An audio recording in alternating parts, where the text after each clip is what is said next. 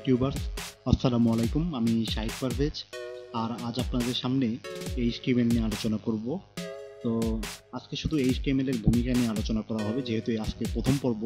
তো আজকে ডিটেইলে যাব না, শুধু একদম প্রথম থেকে বিগিনারদের জন্য আলোচনা করব আজকে।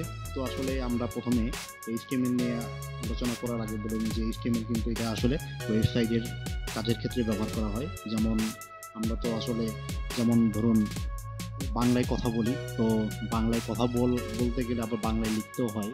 তো লেখার ক্ষেত্রে আমরা কি করি যে আমরা সরেয়া ক খ এগুলো শিখি, তারপরে আমরা বাংলা লিখতে পারি। তো দেখুন, কম্পিউটারের ক্ষেত্রে যখন আপনি ওয়েবসাইট তৈরি করবেন তখন তো আর ক খ বা সরেয়া লিখতে কাজ হবে না। তো তখন আমাদেরকে একটা নির্দিষ্ট ভাষা শিখতে হবে, সেটাই হচ্ছে এইচটিএমএল, যেটার মাধ্যমে আমরা ওয়েবসাইটের কাঠামো তৈরি করব। তো এইচটিএমএল নিয়ে কথা বলার আগে আমি এইচটিএমএল নিয়ে একটু ভূমিকা বলি। যে এইচটিএমএল হচ্ছে হাইপার টেক্সট মার্কআপ ল্যাঙ্গুয়েজ, আর এটা কোনো প্রোগ্রামিং ল্যাঙ্গুয়েজ না, এটা মার্কআপ ল্যাঙ্গুয়েজ। আর এটা ওয়েব ডেভেলপার হতে হলে এই ল্যাঙ্গুয়েজটি সবার আগে ভালোভাবে শিখতে হবে। তবে এটা শেখা খুব সহজ। এটা শিখলেই আপনি একটা ওয়েব পেজ তৈরি করতে পারবেন। আর যদি সিএসএস শেখেন তাহলে ওই পেজটিতে আরেকটু প্রাণ দিতে পারবেন আর কি। আর তারপর ধরুন জাভা স্ক্রিপ্টের কাজ করতে হবে এবং জাভা স্ক্রিপ্ট শিখতে হবে, এবং অ্যাপ্লিকেশন করলে আপনার ওই ওয়েব পেজটি ডাইনামিক হওয়া শুরু হলো। আর সবশেষে পিএইচপি প্লাস ডাটাবেস শিখলে আপনি পূর্ণাঙ্গ ডাটাবেস ড্রিভেন ওয়েবসাইট তৈরি করতে পারবেন। আর যে জিনিসগুলো লাগবে এইচটিএমএল শিখতে সেটা হচ্ছে নোটপ্যাড ওপেন করে তৈরি হন। যেহেতু নতুন, তাই নোটপ্যাড দিয়েই শুরু করুন, পরে অন্য কোনো অ্যাডভান্স এডিটর সুইচ করবেন, যেমন নেটবেন্স বা ড্রিমওয়েভার। আর যদি ড্রিমওয়েভার এ কাজ অভিজ্ঞতা থাকে তাহলে তো এখনই শুরু করতে পারবেন। তবে আমার কাছে মনে হয় যে ড্রিমওয়েভার না দিয়ে আপনারা নোটপ্যাড দিয়ে কাজ শুরু করবেন। নোটপ্যাড বা নোটপ্যাড প্লাস প্লাস এগুলো দিয়ে কাজ করাই আমার মনে হয় ভালো, কারণ যেটাই শিখবেন বেসিকভাবে শিখবেন এবং শর্টকাটভাবে শিখবেন না, পূর্ণাঙ্গভাবে শিখবেন। এটা আপনাদের ভবিষ্যতে কাজে লাগবে।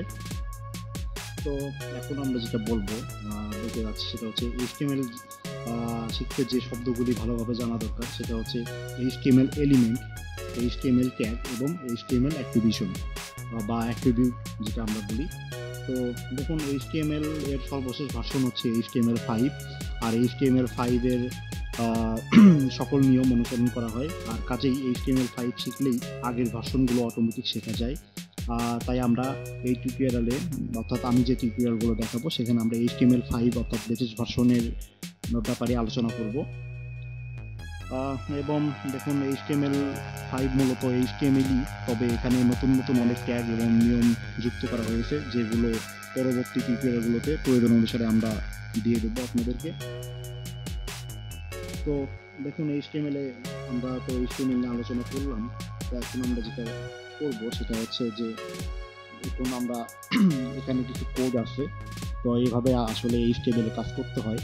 আর এটার ব্যাপারে আমরা পরে আলোচনা করব, অর্থাৎ পরবর্তী টিউটোরিয়ালে আমরা আলোচনা করব যে HTML-এ আমরা কিভাবে কোড লিখব, তারপরে সেই কোডগুলো আসলে কোনটার কী কাজ সেই বিষয়ে আমরা আলোচনা করব।